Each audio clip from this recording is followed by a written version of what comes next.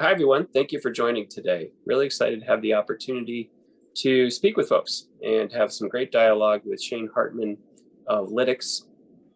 My name is Kevin Petrie. I'm VP of Research here at Eckerson Group. We're a boutique research and consulting firm focused on the data analytics space, and I run the research division here. I've been working with Lytics on some pretty interesting research about customer 360 data programs and ways in which architectures to support those data programs are evolving. There's a ton of opportunity. There's not a small amount of risk in terms of engaging customers today. So it's been a really fun topic, and this is a fun capstone to the project. I'm here with Shane Hartman, who is Senior Tech Services Consultant with Lytics. Shane, do you want to introduce yourself and your background? Sure. I'm Shane Hartman, and I help run the Lytics program at Lytics. And we help to allow prospects and folks who are interested in our CDP to give it a test spin and get a feel for how the platform works and how to make the best use and get the most value out of their data. Excellent. Okay, good. So Shane's going to drive slides today. We can go ahead to kick things off. What we'll do is I will talk through some of the research findings that I've had looking at the notion of this customer 360 data program and some of the business challenges, some of the ways in which you can address that through people and process as much as technology. And then Shane's going to help us roll up our sleeves and see what that might look like in terms of actual experiences for SQL savvy analysts and developers who want to put some of this customer data, some of these customer profiles to work, specifically in the context of a digital advertising platform.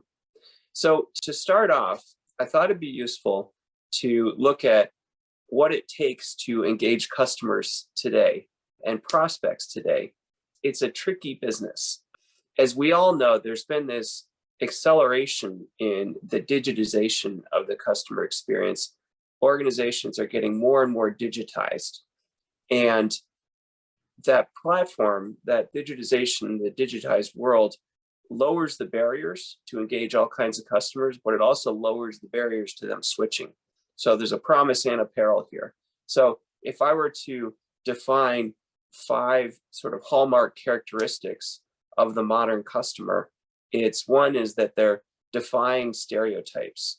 Individuals are able to sort of hyper-personalize their consumption of digital content these days. They can get exactly what they want and they can turn off everything else. So they defy easy stereotypes and segmentation. They expect infinite choice. I have 3 boys. They're always running to me saying, I want to buy this on Amazon now. And so there's this desire for instant gratification and infinite choice and very specific choices for their specific needs. And I think that generation is unlikely to grow out of that desire. There's also an increasing focus on social causes. And so organizations need to understand how to engage customers, both appealing to their hearts as well as their stomachs and their heads. The net result is that you could have customers that could switch brands very quickly if they make certain decisions about the vendor or the provider of a certain product. So these 5 characteristics, I think, are a good framework to kind of understand what enterprises of all types need to do in order to win the hearts and the minds of these folks. So I think we can go to the next slide. Okay, a customer 360 data program can help. And if we define what the trademark characteristics are of a customer 360 data program, it's really 4 activities that are going to bring together data from various touch points. The first is integration. And when we talk about data integration, it's more of the nuts and bolts of bringing together data, getting it into a consistent, readable format, performing some transformations, making sure that everything is on a common plane so you can understand and go through data from a lot of different sources and a lot of different touch points. These touch points, as we're calling them, could include digital advertising platforms.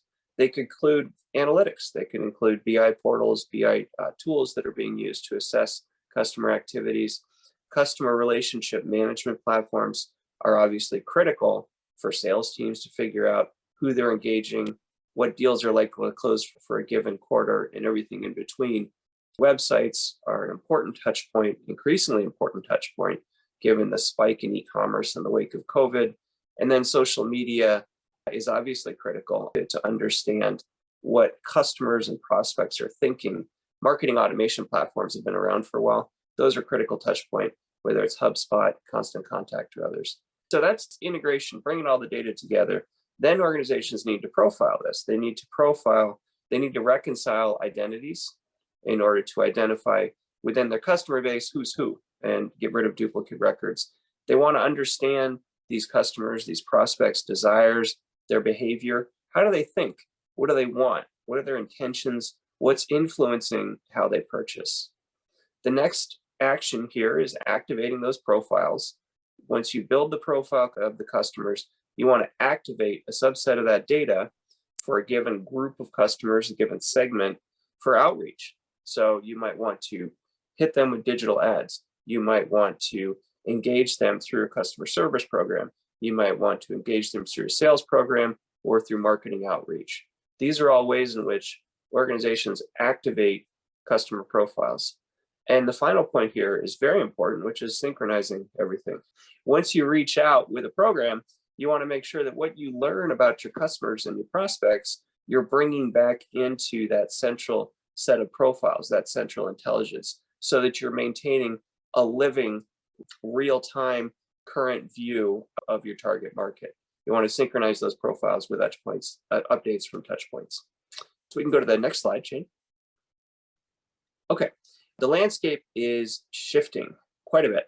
There are three megatrends that I would underscore here. The first is digital consumption. I've already talked about this, but my wife has a yoga business. She's a yoga instructor and had to shift on a dime with COVID to offering online Zoom classes, a new way to teach yoga. But there's so much that moved online and what probably won't go back to fully in person ever. So there's this hybrid model. There's this expectation that you can consume more and more products digitally. Cloud adoption, two aspects of cloud adoption that are important. The first is that consumers and business users increasingly use mobile applications and SaaS applications. And as a result, and in tandem with that, enterprises increasingly use cloud infrastructure. So in both cases, you're driving more and more digital activity to the cloud. Final point here is customer churn. Organizations understand that their customers, as I said before, can be a pretty slippery target. You can have consumers that change vendors on a dime based on something they learned, based on one negative experience, and so forth. So as a result, the Customer 360 data program must be smart, real-time, and cloud first. And we're going to talk more about what that means to the supporting architecture. So we can go to that next slide. Okay. Disaggregating the architecture, the data architecture that supports your C360 data program can help meet these needs for a smart, real-time, cloud-first engagement model. If you look at a little history, in the distant past of, say, 2010, organizations were standardizing on these customer data platforms, and still do, that integrate the data, build those profiles, activate them for various touch points. So you would have sort of this monolithic go-to platform for all your customer data. And then, boom, the cloud happens. Cloud data warehouse happened. We talked about cloud adoption. As a result, you've got so much activity that's happening within cloud data warehouses. So much of the enterprise's other data is going straight into the cloud data warehouse and has so many individual touch points to the customer data. The cloud data warehouse is increasingly that source of truth for customer data and everything else. And I think that fundamental shift is driving some of this disaggregation. So if we kind of build up from the 2020s onward, the four pieces here, we've got the data warehouse that's performing that basic integration task. It's integrating the customer data, storing the profiles. It's integrating the customer data, putting it into a common format, and it's storing it alongside all the other data from all the other functions, which creates interesting analytical opportunities. You can understand customer habits, see how that applies to operations. You can understand customers, see how it applies to your financial records. There are a lot of different ways in which you can create new opportunities. Second key point here is that the customer data platform remains the best way in a lot of cases to build and maintain intelligent profiles of customers. It's got baked in logic, in a lot of cases using machine learning, to reconcile disparate customer identities, get a single version of who your targets are, and also have some very useful recommendations about what those customers are in terms of desires, intentions, influences, and so forth. There's now the rise of something new, a cloud connector. And this is kind of building on basic APIs, but cloud connectors can help you activate profiles that, once built by the customer data platform, reside within the data warehouse. So the customer data platform is creating that profile, building that intelligence, and the profiles are stored in the data warehouse. And the cloud connectors can activate that by sending the data straight from the data warehouse to these various touch points. Marketing automation platforms, digital advertising, big growth area there. So this disaggregation means that you've got three fundamental platforms that are working together in new and very interesting ways. And you've got the cloud data warehouse doing what it's best at, which is bringing together all kinds of data, putting it in a common format. You've got the customer data platform doing what it's best at, building smart profiles of customers. And you've got cloud connectors doing what they're best at, which is activating the profiles to go to a lot of different touch points. So let's go to the next slide here, Shane. Okay, so obviously there's promise and peril, risk and reward to all this. The challenges include heterogeneous integration. That's a data engineering challenge. It's for other folks in the data team. They need to figure out how to make sure all these pieces work together. They need to make sure that the customer data platform plays nicely with the data warehouse and stays in sync with the cloud connectors. There's a data governance risk because you want to make sure that you're not creating duplicative or contradictory copies of customer data. You want to have single source of truth. And there's a compliance risk, as always, and increasingly related to CCPA, the California Consumer Privacy Act, the GDPR in EMEA. You want to make sure that you are handling personally identifiable data in a compliant way. Benefits here, if you can meet those challenges, you've got some great benefits. You can reduce your infrastructure costs because you're handling a lot of the intensive data processing within the data warehouse, which is very good at doing that. You can increase productivity because you've got data engineers doing what they're good at, marketing operations folks doing what they're good at. You can increase sales leads and improve analytics. And this really gets to bringing together more disparate data points into a robust set of profiles and finding new touch points between customer data and other functional data within the data warehouse. Okay, so we can go to the next slide here. Great. A lot of use cases that this enables. And I won't go through all these in detail, but there are two big buckets. First is customer campaigns. Second is analytics projects. In the customer campaign category, you've got marketing outreach where you're sending gated assets to various target lists, as an example, in order to create sales leads. Digital advertising, a lot of activity there, a lot of investment. And some of the blogs and research we did really focused on this quite a bit. It's a big focus for Lytics, and Shane can get into that. But Google Ads, Facebook, Twitter, all kinds of platforms here have some pretty sharp algorithms to engage customers in a compliant way, but make sure that they're getting some sticky relationships with prospects. The sales campaigns can also make use of customer profiles. You can have outreach campaigns that business development folks do. You can have sales that's picking up leads that come in from marketing. And customer service as well benefits from having a single version of the truth, a single set of customer profiles, because they can reach out to potentially at-risk customers. They can do surveys and so forth. On the analytics side, the smarter you get understanding customers, the better you're doing. You want to make sure that you're reporting on success of all these campaigns. You can segment customers. Sometimes there are more segments or more finite, more precise segments than there used to be in the past. But you can create these buckets of folks that have common characteristics. You can also use these C360 customer profiles to define requirements for upcoming products, and also use it to support machine learning algorithms, they're going to personalize one content that's delivered to prospects or customers when they come to your site.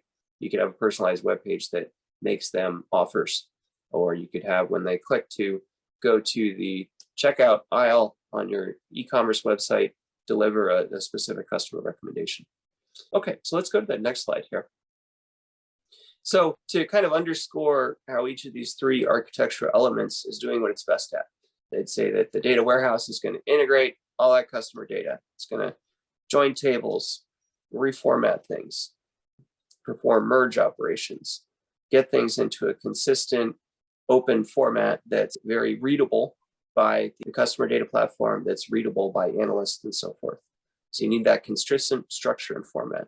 The customer data platform is going to profile those customers using the consistent, the streamlined, the commonly structured records, and also building up metadata that helps aggregate and understand trends there. It's going to reconcile identities and help you analyze opportunities using machine learning algorithms that can, for example, say, hey, we noticed this trend among this group of customers. You might want to consider program X or Y or campaign X or Y to engage them. The cloud connector is going to give you much broader access and efficient access, so that if you have your set of profiles, you can, using one set of operations, activate profiles for 2 or 3 or many more platforms at a given point in time. So it's going to deliver that profile data to various touch points for campaigns. Okay, next slide. Great. So to recap here in terms of guiding principles and steps to get started on this, I think there's some key points looking at people and process as well as technology. The first is that organizations need to democratize access to their data wherever possible.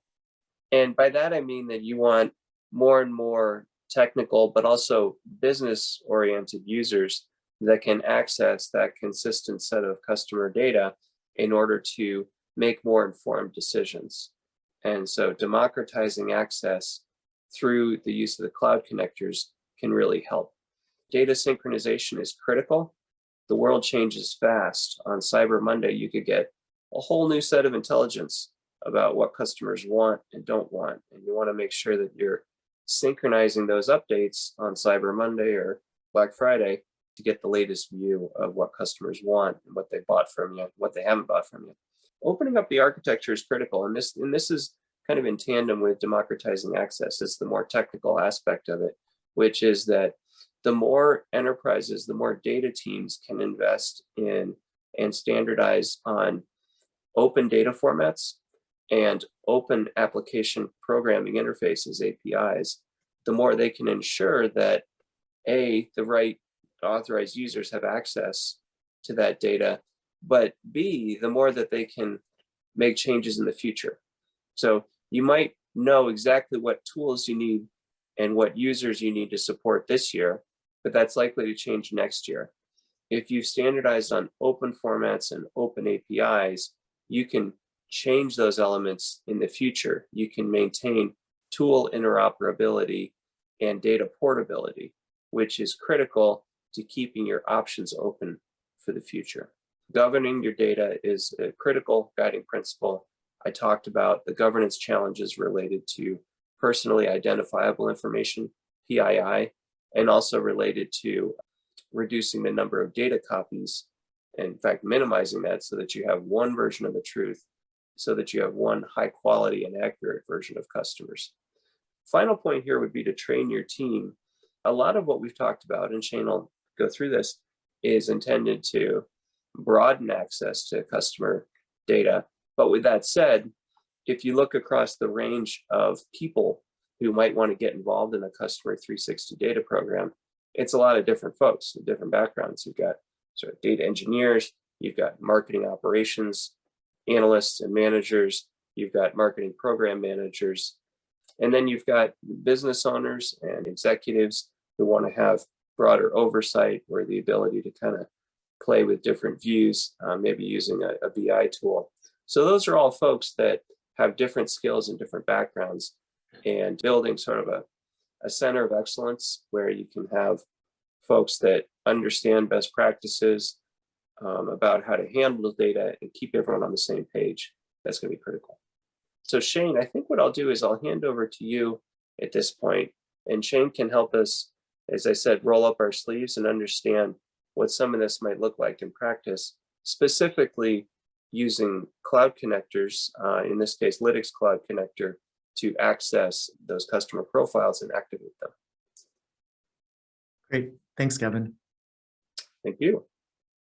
I appreciate you pushing the slides. You know, as Kevin mentioned, a lot of enterprises and even smaller startups are really grappling with how to get all their data connected in one place. You know, it used to be that if you just synced up your ESP and some of your marketing automation platforms into your customer data platform, that was good enough. But now data is coming in from so many different sources, and brands have so many different touch points with their customers. So at Lytics, we've been working really hard to try to make this process of getting data unified as easy and as painless as possible.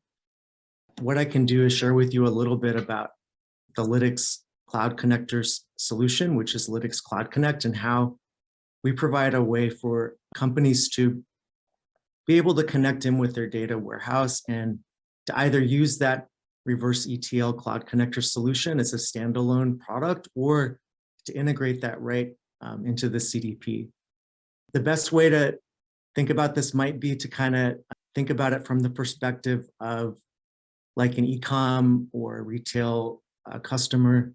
A number of our customers at Lytics are in this space, and imagine like a primarily online e-com sports company that has a new product they want to launch. They want to reach out into the e-bike space. E-bikes kind of blew up during the pandemic, and one of the challenges when an online brand wants to kind of get into that physical store space is how to unite that data, how to get that data into their MarTech stack. So this hypothetical e-com sports co wants to maybe have some pop-ups out there in the physical world, some brick and mortar presence.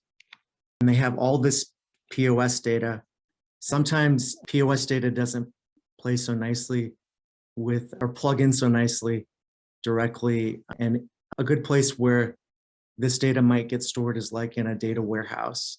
So some of these transactions are here in BigQuery, and the customer wants to be able to activate on these transactions and to be able to cross-market perhaps from some of their online customers and to reach out to these folks who have gone into the pop-up, and maybe they want to be able to activate on some of those visitors.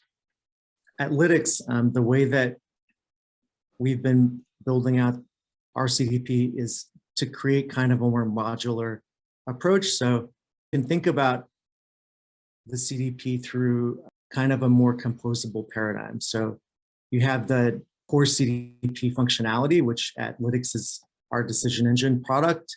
And this is kind of like where marketers are hands-on keyboard, going in and building out customer profiles, launching campaigns, day-to-day like marketing work. And then perhaps the marketer might want to bring in data from like a data warehouse or what have you. At Lytics, this cloud connector functionality can either be standalone or can be integrated directly into the CDP.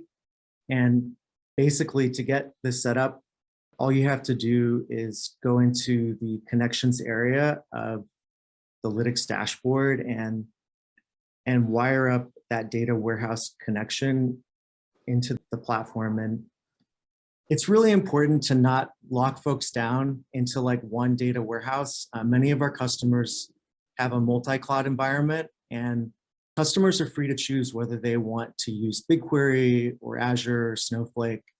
This also is really great for portability. So, big enterprises don't necessarily want to be locked into one cloud solution.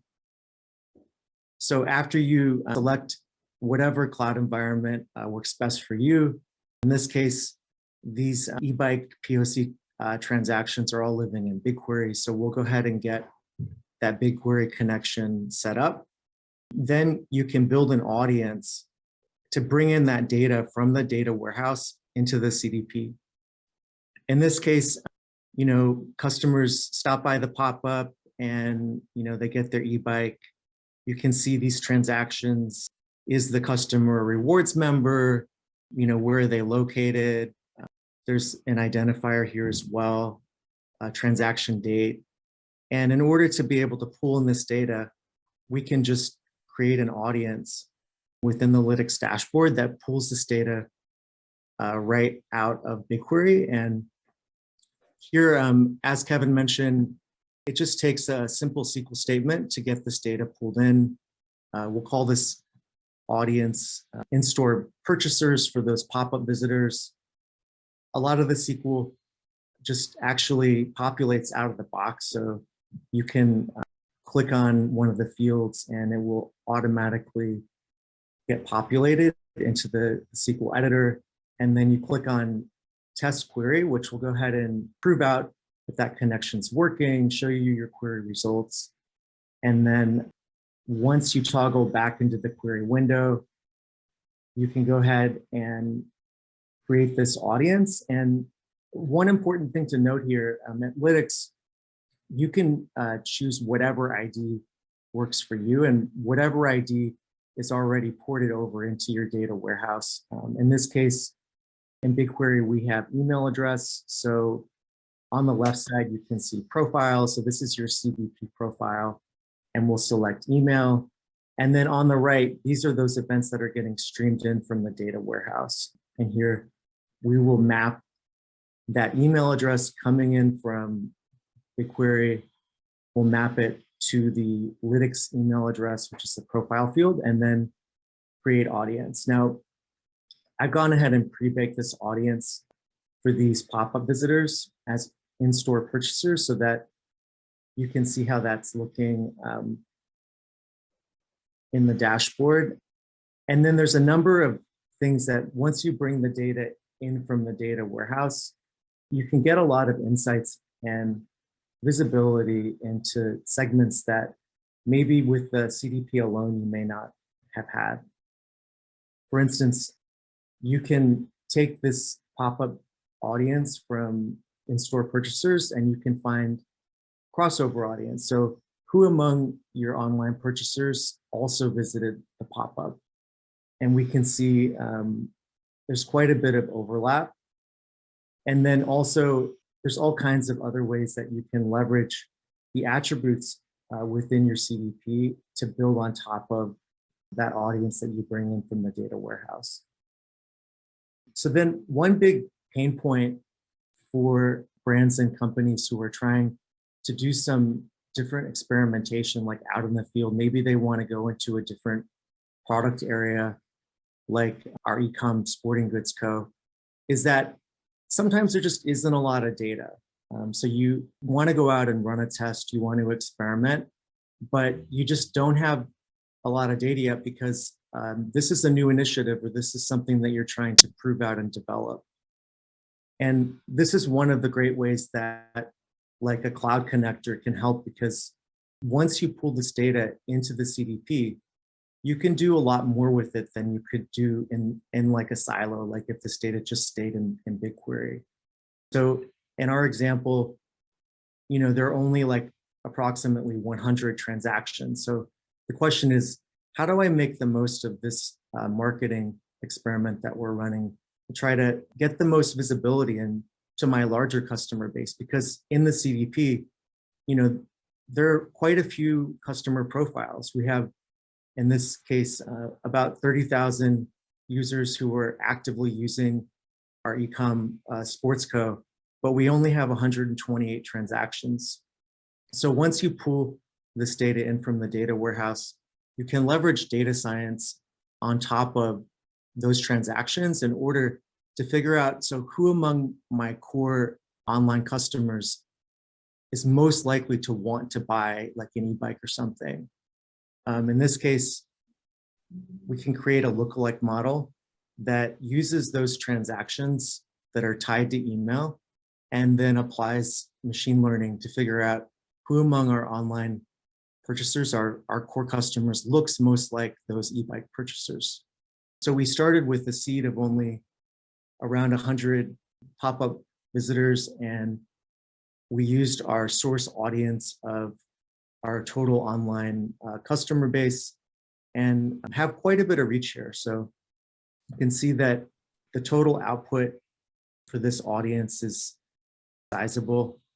We can activate this model, and then ultimately we can build an audience, and then we can use this audience for all kinds of things like ads activation. We can run an online campaign on our website to reach out to those customers who look most like those e-bike pop-up visitors, maybe recommend that they check out some of our e-bikes that we're launching. So yeah, one of the biggest pain points is trying to figure out with a small amount of data how to get the most value. Another thing that Kevin alluded to is once you get all of these other sources wired up into your customer data platform, how do you keep them synchronized? And maybe if we're going to run like a Google campaign or Facebook campaign or what have you, we want to be able to make sure that as a visitor clicks through on that campaign, that they're no longer, in that audience. We want to be able to suppress folks who have seen the ad or clicked through on the ad.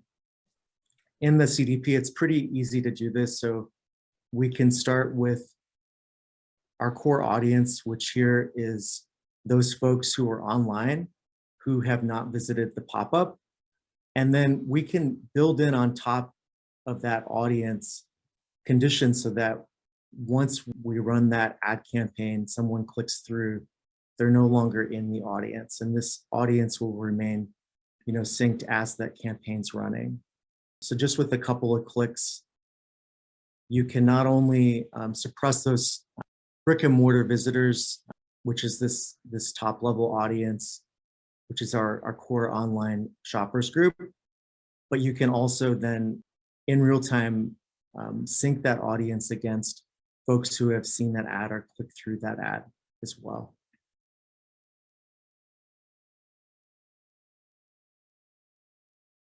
And then I guess lastly, one of the things that Kevin hit on was democratizing data. So in a big enterprise, you have a lot of folks who want access to data. They have different reasons for why they might want to use that data, but ultimately everyone's got the same goal. And that goal is to delight customers, to engage with customers in meaningful ways, and to continue to grow the product and to scale. One thing that happens in big orgs is that you might have like a chief revenue officer who taps a data engineer to run a test. Maybe it's to try to see like how effective a loyalty play is, or to roll out a new product in a new region.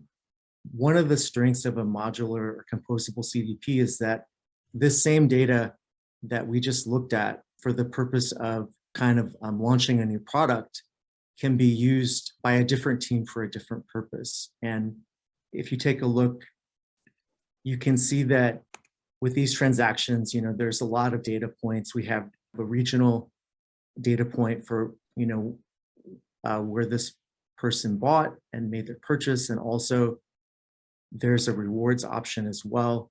And if we go back to that audience that we were building within the Cloud Connector, if we just add like a couple of parameters into SQL, this same data can be used for a totally different purpose. So we could take a look at this transactions table, which is where we were before. And perhaps the CRO wants to be able to test out like loyalty and see how effective that strategy will be as a way to get more growth or revenue. So this query can just be slightly tweaked to add that condition into the query, and then it doesn't even need to go into the CDP. So, sometimes you want to be able to bucket data and not resolve it into the user profile, depending on what your use case is and what the goal is. So here you can create this audience and you can just leave the profile identifier section blank, and then you can activate on that audience whether you want to run like a one-off campaign on Google or Facebook, or perhaps you want to send out like an email blast as kind of just a test or an experiment without actually having to worry about how that data will resolve into the customer data platform or into your user profiles. So Shane, I did a lot of talking. I'd love to hear, with the scenarios you walked through, what are the types of enterprises that are most interested in your view, from what you've seen at Lytics, in taking this kind of approach?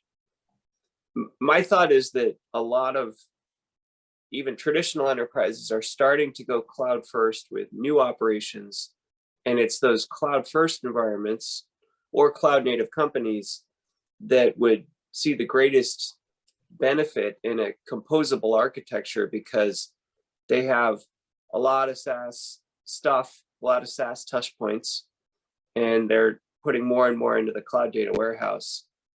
Would you agree it's those cloud native folks, it's the cloud first operations within large enterprises that are most likely to take this type of composable approach to customer 360 platforms? Yeah, I think that large enterprises are naturally inclined to want to use a cloud first approach, but we also find that a lot of like really agile and nimble smaller orgs that are maybe a little bit more like innovative in terms of being the first ones to adopt, new tech, are also really interested in using like a cloud connector first type approach. Okay, that's interesting. And I went through a bunch of guiding principles, and you actually touched on some, but I'm just curious if you have other thoughts about how enterprises can handle the people and process side of the equation. Do you agree training is really critical in terms of getting different stakeholders on the same page? Yeah, I think that process is at least equally as important, if not more important. Some of the more like nuts and bolts technical stuff, because we all get kind of set in our ways and used to doing things a certain way. And when you're trying to move fast and to iterate on different marketing theories, or to prove out new ways to scale, I think that everyone needs to try to work really well together and smoothly. So I think getting platform that is accessible for all teams and isn't just something that the data engineering wonks are going to want to use is really important. Yeah, very cool. So Sarah, I saw a question came in, and actually I saw a couple come in. Do you want to, maybe I could address one of them here about the potential competition between cloud data warehouse and cloud connectors of the customer data platform. I think that for the foreseeable future, customer data platforms and cloud connectors will be compatible with data warehouses and not face real competition from the likes of Snowflake, because I think that there's so much that cloud data warehouses want to do to foster ecosystems, and they can't do everything. And there's some critical elements of intelligence related to building profiles and activating profiles that really gets beyond the core competency of a data warehouse. So I think you'll see these two layers coexist for the foreseeable future. Sorry, I think there are other questions there. Yes, we do. I'm going to actually go most recent first, because I think this is a fast question that will help some comprehension. Okay. They're asking, what do you mean by composable CDP? Oh, so composable, it would be different elements, discrete elements that previously were part of a monolithic platform are now handled by different elements, different platforms. So historically, the customer data platform integrated data, built profiles, activated the profiles. And now in this new world, you've got a disaggregation of those elements so that the cloud data warehouse integrates and the cloud connectors activate. But the customer data platform really focuses on the profiling. So it's basically breaking different tasks among different elements, as opposed to having one monolithic system do everything. It's kind of, from my perspective, it's the choose something option. So, we get overwhelmed when we have to do everything at once. And at Lytics, we try to meet the customer like where they are in their digital journey. And sometimes that might mean just getting that data warehouse wired up and doing some reverse ETL to launch some ad campaigns, and maybe not to have like a full identity resolution solution at the beginning. Well put. All right, and we have another question. I think this is probably more directed to Shane because I think it's about Lytics in particular. They are asking, how rich are the master data management features? Does this obviate the need for a dedicated MDM solution, or can this coexist with an MDM solution? I think the answer is both. Lytics can definitely coexist with an MDM solution. And we have a number of customers who will do both. They'll have a separate MDM solution, and then they'll leverage the Lytics decision engine in tandem with that solution. But we're actually rolling out a new product called Conductor, which is a way to do all of that data routing and to get all of that data unified within the Lytics dashboard. So we're happy to help solve for both of those problems. Yeah, I think from an outside perspective, looking beyond Lytics, I think that MDM will continue to exist in its own right, and that discipline and set of tools will be complementary to rather than obviated by customer data platforms. Sarah, do we have other questions? I'm not seeing any in the Q&A currently. Okay, well, good. Well, thank you everyone for joining. And Shane, really appreciate the opportunity to learn from you and engage with Lytics. It's fun stuff. We've got a white paper that I wrote and 3 blogs all on Lytics website. Some good LinkedIn discussion going as well. So encourage folks to check all that out. And in order to learn more, the blog series in particular focuses on the digital advertising use case and case study for the C360 data program and this new approach to architectures. So thanks. So Shane, any concluding thoughts? No, thank you so much, Kevin and Sarah. It was really great getting to talk through some of these questions. Very good. Likewise. Okay, Sarah, I'll hand over to you for any final wrap up. I think that's it for us. So we will be sending the webinar recording and slide deck out to everyone who's registered for the webinar. So you will be having a follow-up from us in a few days, and we hope you have a lovely rest of your day. Very good. Okay, thanks everyone. Thank you.